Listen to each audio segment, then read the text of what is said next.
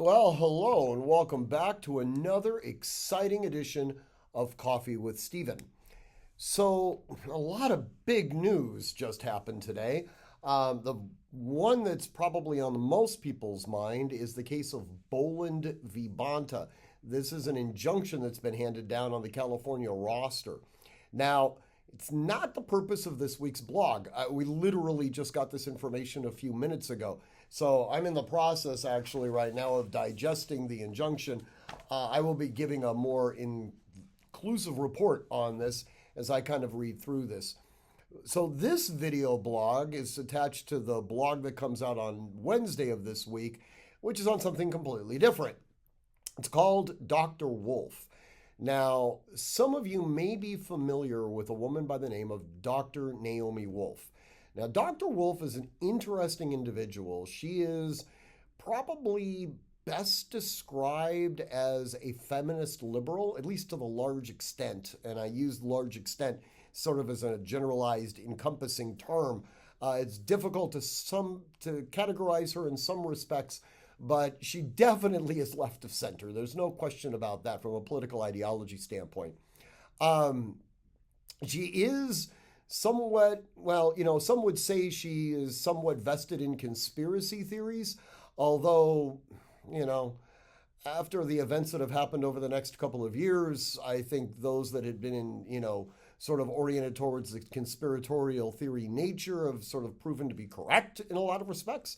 But that notwithstanding, a couple of weeks ago, she wrote an article literally called Conservatives, I Am Sorry. It's a mea culpa. So it's a direct result of watching the January 6th videos that were given by Speaker McCarthy to Tucker Carlson.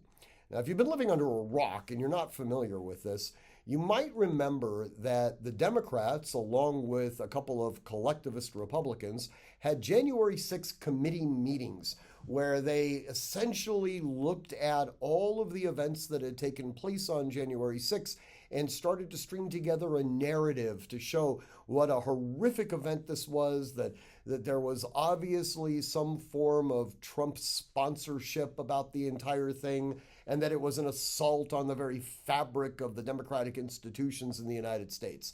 I obviously speak with a certain degree of hyperbole.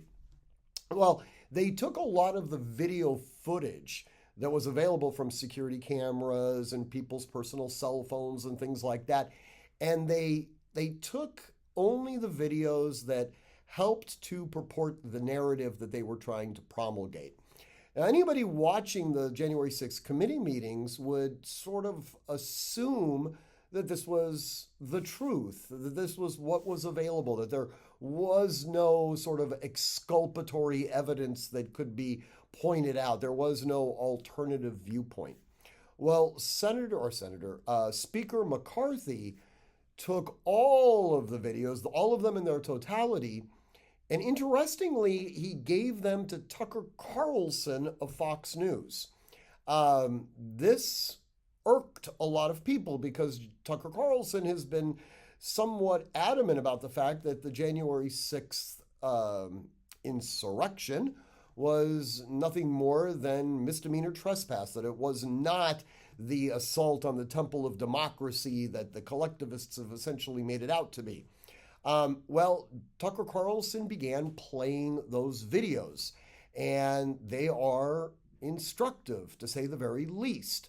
You don't see the melees that the legacy media has suggested actually took place that day. In fact, you see a lot of basically very peaceable people walking around. Probably the most striking example is the individual that has been sort of euphemistically referred to as the QAnon shaman. You guys have seen him, the guy dressed in the animal skins wearing the horns. He was basically being escorted around by Capitol guards. There wasn't anything to suggest that he was violent or an insurrectionist or anything like that. In fact, it almost looked like he was on a Capitol tour with these Capitol guards. Well, Senator Schumer was infuriated that this information was being promulgated out to the people.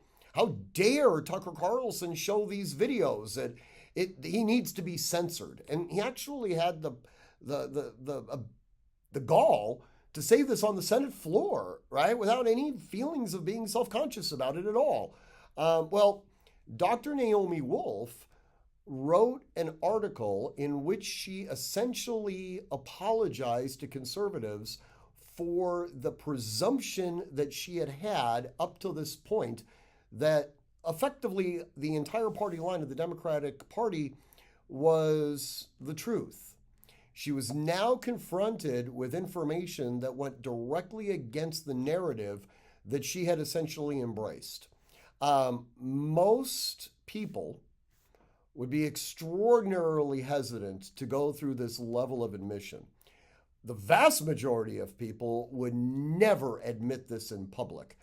Dr. Wolf, who I disagree with on almost every single level, deserves our respect for having the presence of mind and the intellectual honesty to admit that what she had believed in was fundamentally flawed, and the demonization that she had made of the people on our side of the aisle was also by definition incorrect. So anyways, I do encourage you to read the blog. It will come out on Wednesday at artemishq.com. As always, train constantly, train consistently, train repetitively, and train with purpose. But above all else, stay safe.